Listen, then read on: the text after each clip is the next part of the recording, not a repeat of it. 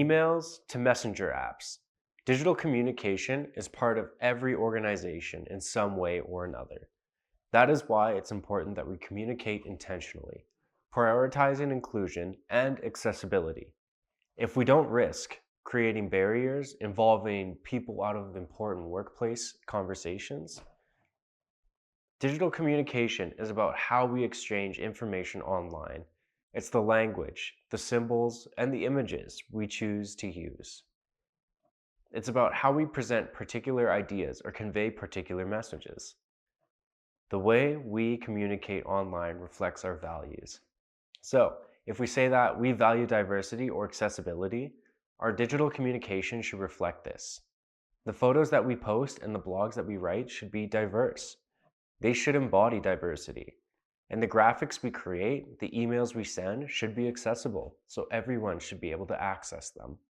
But what does this mean? How do you put all of this into practice? How do you design accessible graphics and send accessible emails? How do you make it clear when it comes to digital communication that you value inclusion? Let's start with written communication. Language has power, and we need to use it thoughtfully. This means using inclusive language, so use gender inclusive terminology and consider putting your pronouns in your email signature. Avoid racist, ableist, or otherwise harmful words or phrases, and avoid technical jargon or language that's unnecessarily complex. We want to use plain, straightforward language. We also want to avoid idioms and culturally specific references, so don't assume everyone reading your blog is going to be familiar with phrases or expressions that are specific to Canada. And do your best to use words or terminology that's up to date. For example, using the word Indigenous instead of the word Indian, unless you yourself are Indigenous, or using newcomer instead of immigrant, because of the way that word immigrant has been weaponized, so used as a weapon against racialized Canadians. Now, let's talk about visual communication. If you're interested in learning more about inclusive language, though, refer to Lesson 1. It's all about inclusive language and how to use it in the workplace. Representation is key when it comes to visual communication. When you share an image online, ask yourself, does this reflect the diversity of the world we live in? Does it include a variety of body types, racial identities, disabilities, and gender expressions? We need to be intentional with these images we're using. And we definitely need to avoid images that reinforce ableist, fatphobic, or otherwise harmful stereotypes. We also want to get into the habit of describing the images we're using, either with alt text, if we're sharing the image on social media, or out loud, if we're giving a presentation. When it comes to sharing videos, be sure to add captioning, if possible, sign language interpretation. That way, the deaf and hard of hearing community will have access to your content. Video conferencing platforms like Zoom and Microsoft Teams generally have built-in captioning features that you can use for meetings and events too. Consider adding audio descriptions too. This will make your content accessible to people who are blind or visually impaired. Another thing to consider, which has to do with written and visual content, both images and videos, is color contrast. Color contrast is about making text more visible by increasing the contrast between the background and the words. Did you know that almost 1 in 7 people have some form of vision impairment, ranging from color blindness to nearsighted vision to total blindness?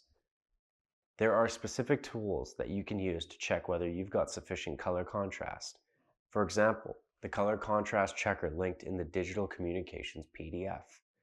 For now though, here's some quick tips when it comes to color and digital communication. Try to use high contrast colors when it comes to text. For example, black text on a white background or white text on a black background. You always want to aim for a contrast ratio of at least 4.5 to 1. Avoid relying on color to convey meaning, since different colors have different meanings in different cultures. Emphasize hyperlinks by adding underlines, changing the color, or using hover animations to indicate clickable texts. Now, let's talk about emojis. At this point in time, that is, in the year 2024, emojis are more than fun little visuals. They're a big part of how we communicate online. So here are some guidelines for using emojis more inclusively. When possible, opt for non-gendered emojis. Try to choose emojis that break stereotypes. Be mindful of folks who use screen readers. When you put a bunch of identical emojis all in a row, for example, a watermelon, the screen reader will read watermelon, watermelon, watermelon, watermelon, watermelon. Smiley face. Which would be somewhat confusing and probably annoying. Lastly, try to use a range of skin tones to represent diversity and avoid defaulting to the white emojis. This implies that white skin is the quote-unquote norm, or that it is somehow more neutral than other skin tones. So instead of using, say, a white hand emoji, you could use arrows or other symbols. Lastly, avoid using emojis with darker skin tones if you are white. This ties into digital blackface, which broadly speaking is when a non-black user takes a GIF or a meme that features black people and uses it to express themselves. A lot of GIFs and memes featuring black people end up perpetrating harmful stereotypes. If you'd like to learn more about digital blackface, check out the article from Lauren Michelle Jackson, linked in the PDF. The takeaway here is that we need to be mindful of our GIFs and memes, just like we need to be mindful of the emojis we use and the images we share. And now let's discuss text, specifically text formatting. Accessibility is huge when it comes to the text you use, because if it isn't readable, well, people won't be able to read it.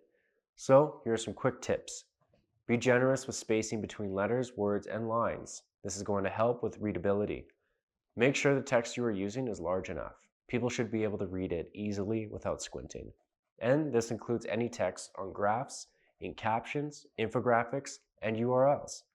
Consider using sans serif fonts like Arial or Calibri. So fonts that don't have serifs, which are those decorative little lines that extend from the top and bottom of a letter or number. Serif fonts, like Times New Roman, are generally considered less readable than sans serif fonts. They're harder on our brains, especially the brains of those who are dyslexic or visually impaired. The same goes for italics and underlining. If you're trying to emphasize something, use the bold function. Italics and underlines are harder on our brains. This also goes for text that is all capitalized.